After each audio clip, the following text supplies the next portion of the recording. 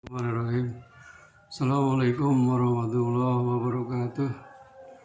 Alhamdulillahirrabbilalamin. Wassalatu wassalamu ala asrafil anbiya wal mursalin wa ala alihi wa sahbihi ajmain.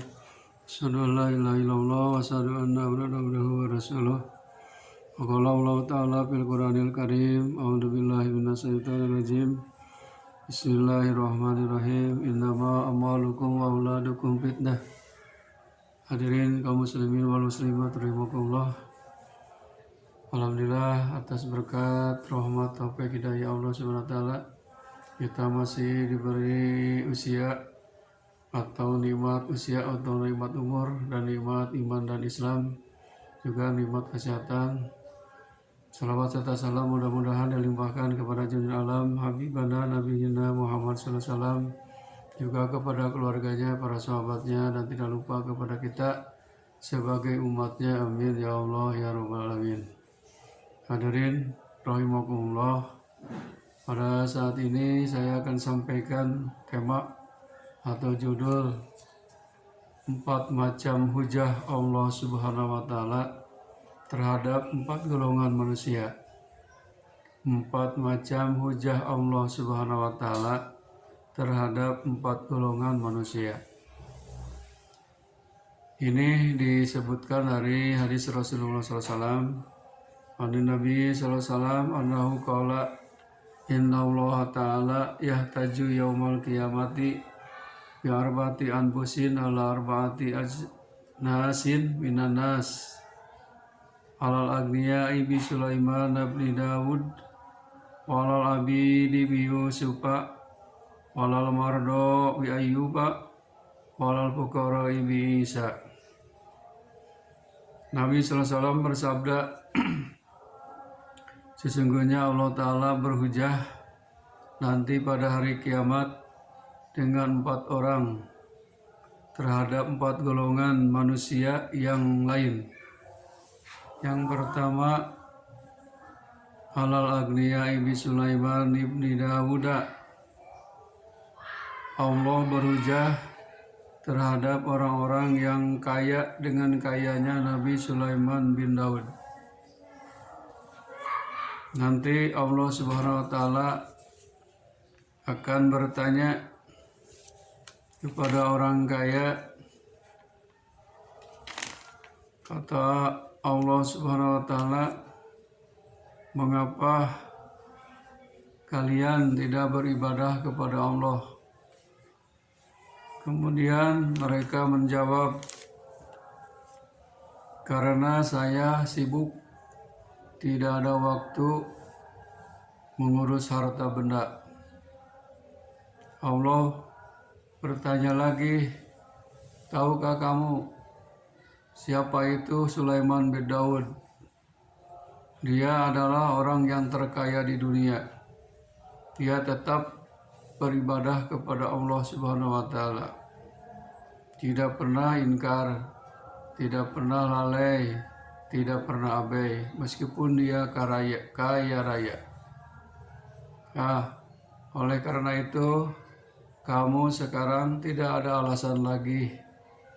Dulu waktu kamu di dunia menjadi orang kaya, kamu pelit, kamu pikir, tidak mau mengeluarkan hak fakir miskin yang berupa zakat, infak dan sedekah, kemudian menolong fakir miskin, kemudian membangun masjid, membangun madrasah, mengurus yatim piatu. Kamu hanya disibukkan mengurus harta benda, menghitung-hitungnya dari mulai bangun tidur sampai tidur lagi. Kamu tidak beribadah sampaikan berani meninggalkan ibadah kepadaku. Karena hari ini hari pembalasan, kamu tidak ada alasan lagi karena sibuk. Orang sibuk apapun Nabi Sulaiman, hartanya yang melimpah ruah, beliau tetap bersyukur kepada Allah SWT. Oleh karena itu, bagi kita ini merupakan pelajaran bahwa orang kaya itu bukan 1, bukan 2, sudah dicontohkan oleh Allah SWT. Nabi Sulaiman adalah Nabi Rasul yang paling kaya di dunia. Dia itu dermawan, tidak pelit, tidak kikir. Dia adalah orang kaya yang soleh. Malahan hartanya bukan kurang, malah ditambah oleh Allah SWT. Sesuai dengan firman Allah, la in syakartum la azidannakum wa la in kafartum inna adzabi lasyadid. Jika kalian bersyukur atas nikmatku, pasti kami akan tambah nikmat itu. Dan jika kalian kufur, maka rasakanlah adabku, siksaku yang amat pedih. Itu janji Allah Subhanahu wa taala. Kemudian kita selagi hidup di dunia ini, kebetulan misalkan kita dikasih orang punya, orang kaya, jangan ditahan. Sebab di dalam harta kita itu ada hak fakir miskin yang harus dikeluarkan zakatnya. Kalau kita makan, hukumnya dosa, berarti memakan hak fakir miskin. Kemudian hadis yang kedua, wa alal abidi bi Yusufa, yang jadi hamba sahaya adalah Nabi Yusuf alaihissalam. Nanti di yaumul akhir atau hari kiamat, Allah akan bertanya kepada orang-orang hamba sahaya atau pembantu atau pelayan, mengapa kamu dulu tidak beribadah? Jawaban mereka itu, jawabannya adalah saya karena sibuk meneladani majikan saya. Akhirnya Allah berhujah, tahukah kamu Nabi Yusuf alaihissalam, yaitu adalah hamba sahaya di bawah naungan Raja Mesir waktu itu. Tetap saja Nabi Yusuf beribadah, tidak meninggalkan ibadah.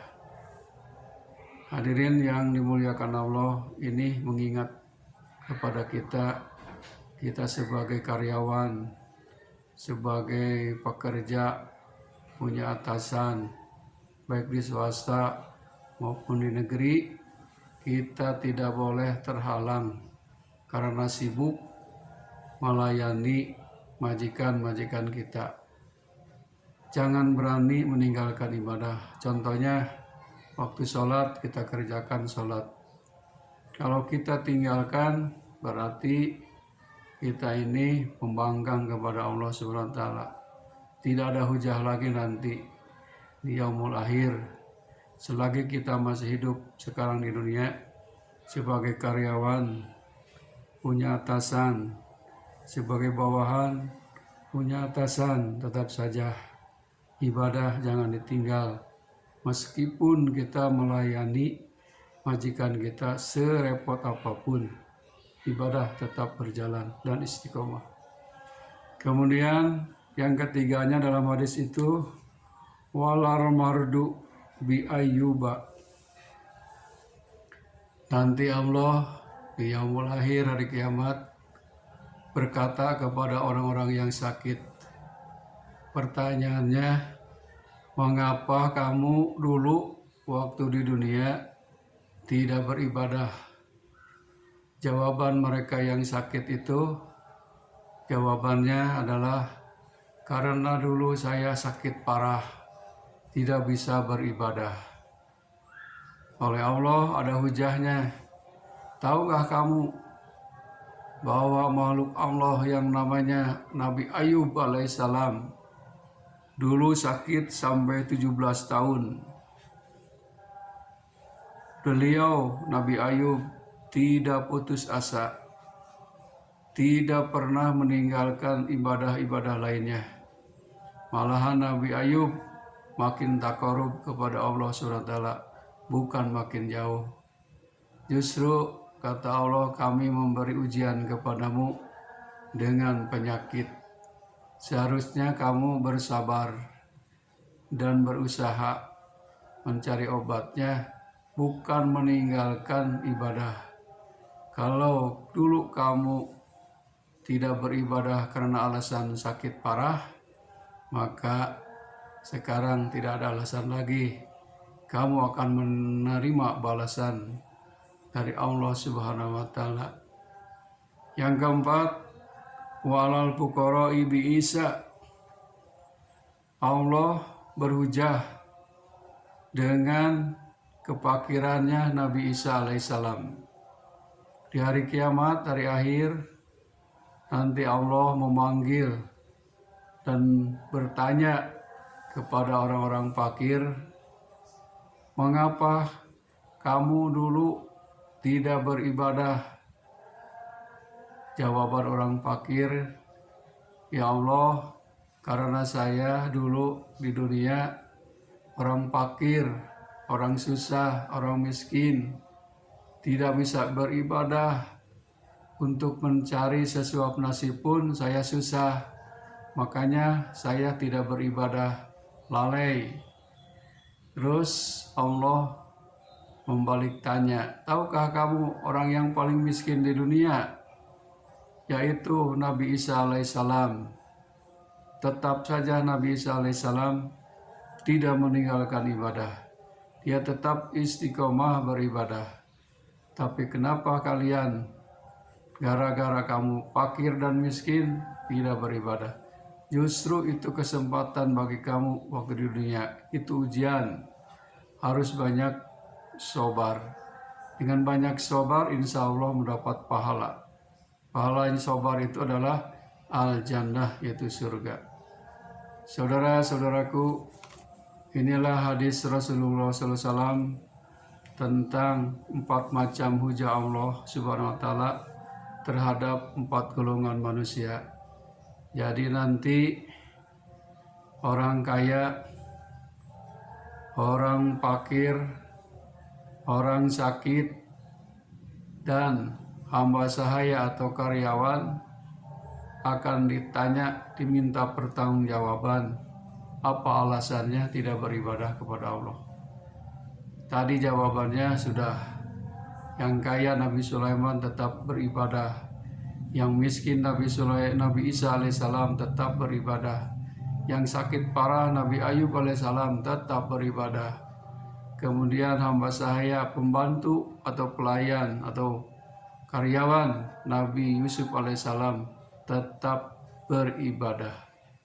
Saudara-saudaraku yang dirahmati Allah, mudah-mudahan satu hadis ini menjadi ibrah dan pelajaran dan menjadi tadkirah, peringatan bagi kita bahwa sekarang kita masih hidup di dunia, jangan coba-coba meninggalkan ibadah, karena ibadah itu merupakan tugas kita. Selagi masih ada umur, selagi masih ada nyawa, ibadah terus dengan istiqomah. Mudah-mudahan ini bermanfaat. Khairul kalam, wabillahi taufiq wal hidayah. Assalamualaikum warahmatullahi wabarakatuh.